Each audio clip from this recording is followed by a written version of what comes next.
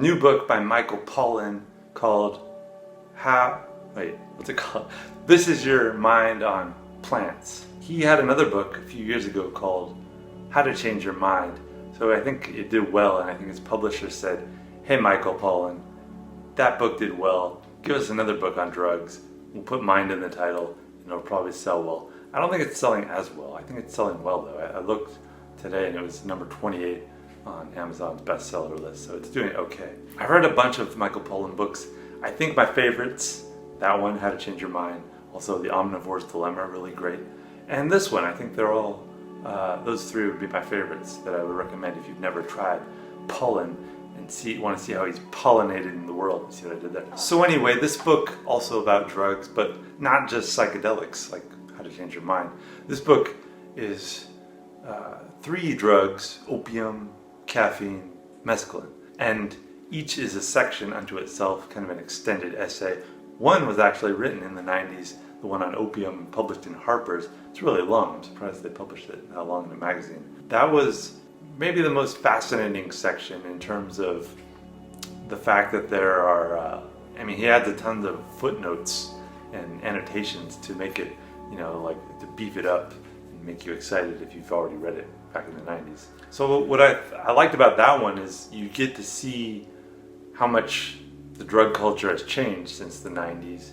And also he's talking a lot about opium, which, we have this opiate crisis, this crisis of prescription-related opium drugs that has run parallel with, when he was writing the article in the 90s about opium, he was worried that the DEA or the cops, the fuzz, would bust into his garden and say, "Freeze, Michael Pollan, you can't be growing that drug." He needn't have worried. He seems much less worried nowadays about describing how he's participating with mescaline and doing that in a few different ways. So I think something has changed in our culture, that whatever your slant is on how politics have changed, the drug legalization seems to be something that is beyond politics, because you find people both on the right and the left who are kind of being okay with marijuana legalization and these other drugs that are kicking into effect.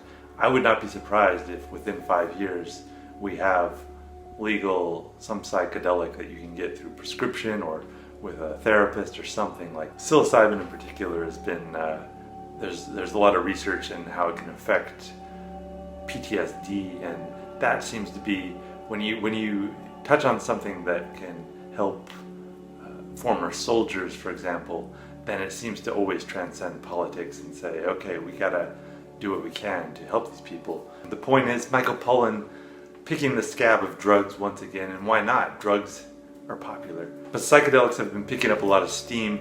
All these podcaster hip cats that are turning themselves into gurus about psychedelics and so on. I'm a bit leery of them. I appreciate their efforts, whatever, but I like Michael Pollan more because, one, he's not doing a podcast as far as I know, but he's also just a little more ambivalent, a little more cautious, and I don't think he started doing psychedelics until really late in life.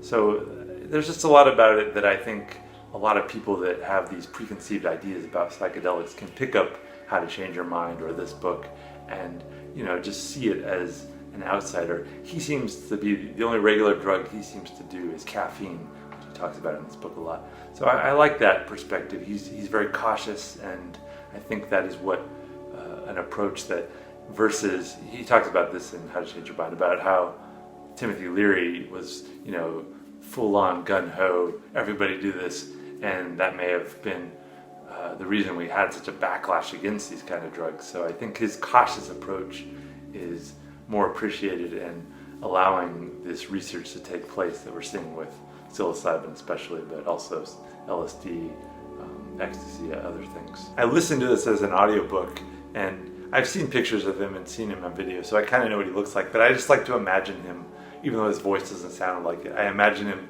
looking like Larry David, and his adventures with opium in particular seemed like an episode of Curb Your Enthusiasm, in which Larry David is just worried about growing opium, but he really wants to. So less pretentiousness, less guru-ness, less part of the Silicon Valley bandwagon to turn everything into some, pill that you can buy and increase your productivity with. So that's refreshing. Cool book, that's all I have to say. I recommend the audiobook. But I need more videos, so let me talk about something else I just read called The Forever People. This is the second time I've read this comic series. Jack Kirby, one of his first books after he left Marvel Comics in the 1960s. I think he left in 1970. Actually, let me talk about this timeline because, Jack Kirby, as far as I know, did no psychedelics and no real drugs. His drug of choice was a cigar sometimes, I think, but he wasn't a drug user.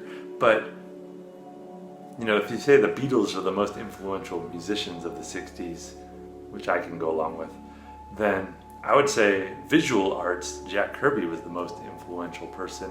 And even though he wasn't, he was so not connected to the counterculture as far as I could tell, but his parallel with the Beatles is uncanny because, especially his Marvel work, I think he joined Marvel in 1958. I mean, he worked with what Marvel was in the 40s or whatever with Captain America, but he left and went to DC. When he came back to Marvel in 58, and then he really started to pick up steam around 61, 62 is when Fantastic Four came along.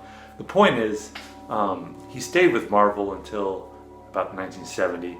The Beatles, I want to say they formed around, 57, and they broke up around late 60s, around the same time. The point is, there's almost a direct correlation between Jack Kirby's Marvel work and his development, his experimentation is uncannily similar.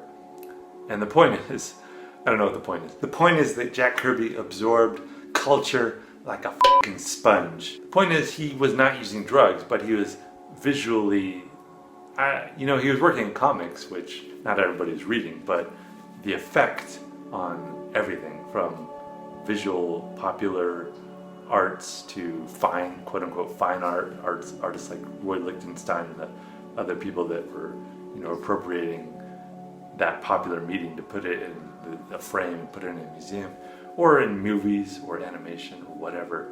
I'm saying Jack Kirby's visuals were affecting everyone whether they knew it or not. But anyways, in around 1970, like I said, around the time the Beatles broke up, Jack Kirby broke up with his relationship with Marvel, with Stan Lee, the main writer he worked with, and he took his work over to DC Comics and he started 4 series that would be collectively known as the Fourth World Saga. They included Jimmy Olsen, which he didn't start, but he took over, the New Gods, which is probably the best one, I think, Forever People, which is kind of this hippie superhero, which is, like I said, is weird because Jack Kirby wasn't hanging out with hippies, I don't think, and he wasn't doing drugs, and Mr. Miracle. The Forever People, the characters are kind of flat. I don't really care for the characters. I think both New Gods and Mr. Miracle are better, and you have to get used to Kirby's style. I mean, the visuals are pretty abstract, but once you get past that, I think the dialogue is just weird. Everybody talks with exclamation points and weird dialogue. Let me quote a line here. "You're late, Sonny Sumo, but death is patient, and Sagutai is death." Here's another one. Here's Darkseid talking. Darkseid is really thin in this series. He's not big at all. "I like you, glorious Godfrey. You're a shallow, precious child, the revelationist, happy with the sweeping sound of words. But I am the revelation, the tiger force at the core of all things. When you cry out in your dreams, it is Darkseid that you see." Darkseid is like Darth Vader. He is like Darth Vader. He's like one of the bases for Darth Vader.